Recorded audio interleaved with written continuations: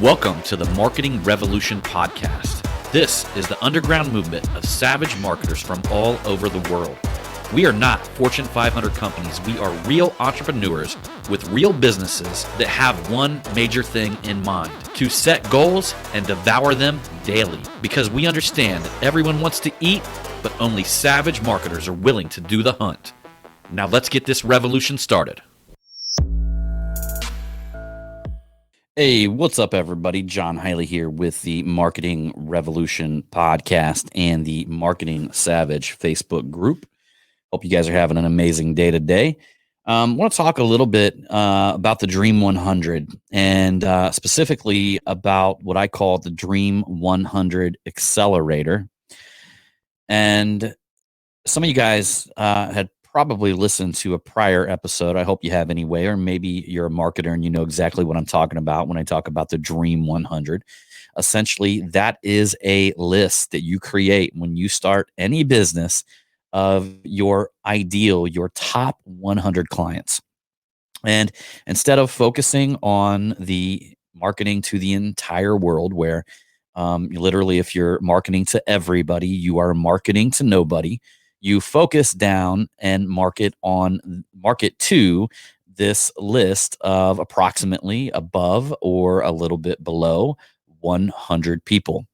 Even Ryan Stewman, he does the Dream 25. So, which makes sense with his type of educational platform, because they talk a lot about specifically following people on social media and being able to connect with them in that way, which most social media platforms will only let you directly follow about 25 people. But Chet Holmes was the originator of the Dream 100.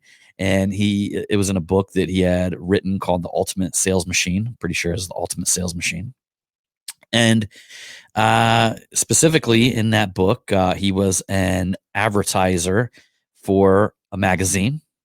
And when he got the job at the magazine, they had 2,700 contacts for him to reach out to. And he tried reaching out to all 2,700 contacts. And what he found was that just really diluted his message. So what he did, he actually went and did some research on who his ideal clients were. And remember, he was selling little ads in a magazine. You remember back in the day, back in probably the 90s and even the early 2000s, when getting an ad in a magazine was a pretty big thing. People would literally see ads in magazines and buy shit from them. I remember when I was a kid, it was so exciting to go see the magazine rack. And I'd always try to beg my mom to buy me a magazine. And they were like, even back then, they were like $5 or some shit. Big money for a kid my age, right? Back in the 90s. And when my mom would buy a magazine, I would look through and I would look at all the ads and I would just dream of owning like some of the shit that was in the ads. And I think I spent more time, probably that was an early sign as a marketer, just looking at the ads. Well, anyhow, Chet's job was to sell advertisements to people who was in the market to buy ads in the magazine that he was running.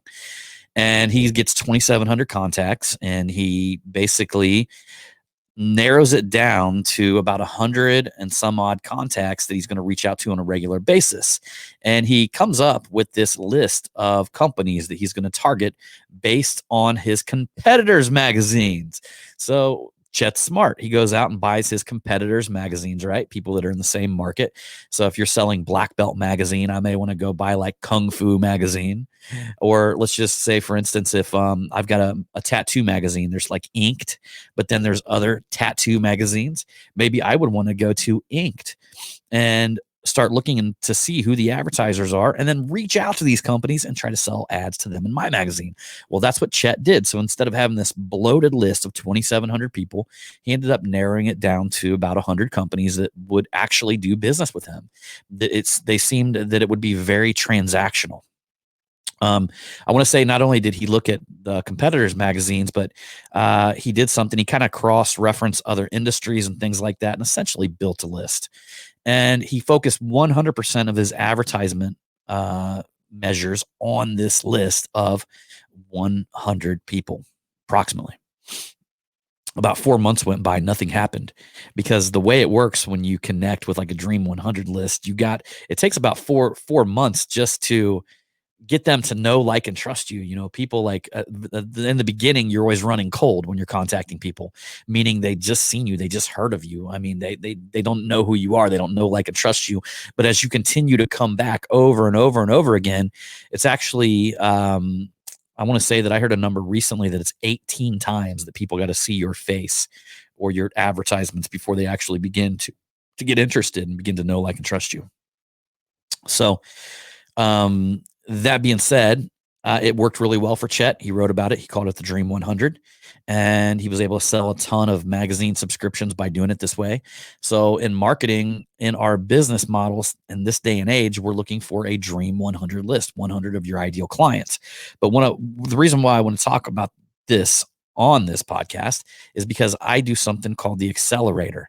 Because not only do I look for my Dream 100, but I look for people that can amplify my message, meaning their audience are in the market for what I have to offer. So I'm along the lines where I'm looking for influencers, because when I connect with them and they refer me, it's a much quicker result, because you'll actually move from that of very cold traffic to warm traffic.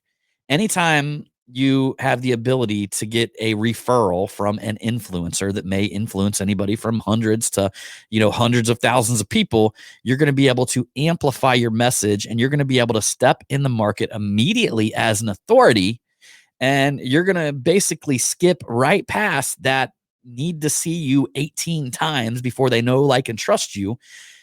Because if this authority in this marketplace recommends you, then they've already built the credibility with the audience. So you're just walking in and you're leveraging the credibility that they've already built. And even on a local level, guys, even on a local level, it's kind of crazy. We've even got local TV shows that feature local businesses. We've got, obviously newspapers, things like that. One of the things that comes to mind when I think about newspapers is around here locally, there's a franchise called Winans Chocolate and Coffee. And they got, like, literally some of the best chocolate. They got these chocolate bars called Meltaways, that it's like a hard chocolate coating on the outside, but the inside is like a softer chocolate, and they literally melt in your mouth. It's incredible. And they've got great coffee. It's higher quality than Starbucks, even though I'm drinking a Starbucks coffee right now. It's very, very good. And this coffee shop literally started in my hometown. There was a place actually it's now called Bipo Uno's, but it used to be obviously a Casano's Pizza, where we would all go down to sports games, that was right next door to this little house where this old man Wynant would go and make these chocolates. Like, he wasn't even in the coffee business for the longest time. He was specifically manufacturing and making this chocolate in this little house beside one of these pizza restaurants. And I just remember all the time knowing that that was the place where you went to get, like, the best chocolate.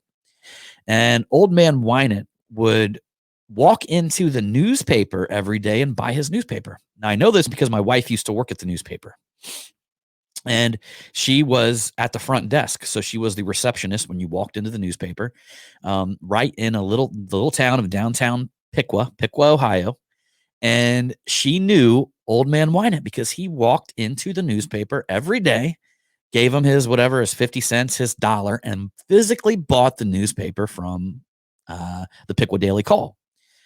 I knew when I heard that was a marketing thing, because think about it. Think how many times all of the employees, all the people that write the stories, all the people that publish things in the newspaper, they got a chance to meet this, from my understanding, very, very delightful when he came in there. Everybody wanted to see him. Oh, hey, Mr. Wynant. And whether it was by design or not, that's what you got to think about when it comes to your Dream 100, because he was literally in the newspaper all the time.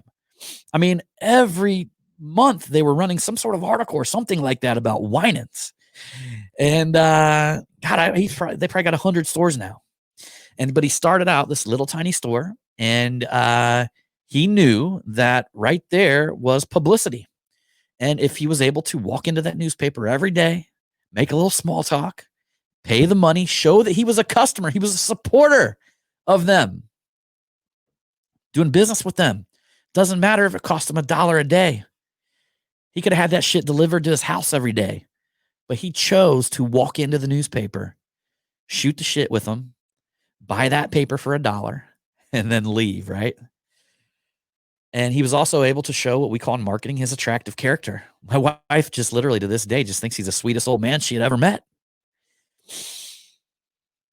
Think about that, guys. Whether he knew it or not, he utilized that message at an earlier age in time. At a time that when we weren't thinking about amplifying our message on like a podcast or on a YouTube channel, or even a local influencer like my buddy Wasfy, who does videos with local businesses all the time and features them on his JD Legends page. It's another reason to build a platform, guys. Another reason to build a platform, because if you got a platform, you can share with people. You can bring them on your platform, and then you can use their platform. And Wasfy does that amazingly.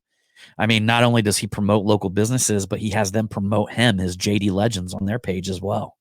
That's pretty much all he does. And shit now, I mean, COVID killed his business, and he's literally doing a real estate show here in Dayton. He's doing a real estate TV show. And not only is he selling the houses right away because people are following the TV show, he is also getting the labor done for less because people want to be on his TV show.